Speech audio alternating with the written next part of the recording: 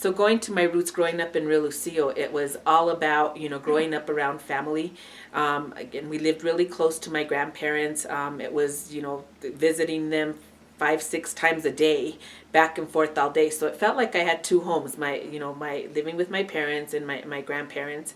After school, my cousins and I would all gather up, on top of the hill. That's what we called it, arriba la loma, on top of the hill on our bicycles, and we would ride bicycles till the sun went down, and that was a neat experience. Just the friendship and the relationship amongst the cousins, really, we bonded quite a bit, and just the memories of all of that.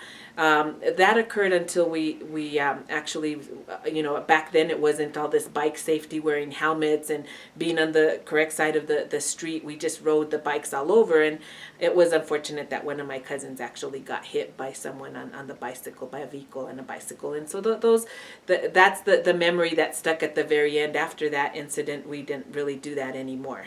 But those were the fun times, just getting together and doing that, or going over to the river. We used to go to the river and hang out there and catch tadpoles and frogs, and it was just walking distance. And along the way, we would stop and visit some of the elderly people that lived right along the road from my grandparents as well. And so those memories also are very, very treasured. And one of the regrets I have is having to move to the city to be with our for our jobs, and that my kids didn't grow up in that kind of environment. And I'm hoping that someday they'll say, you know what, I want to move back to Peñasco. That's the most wonderful place in the world.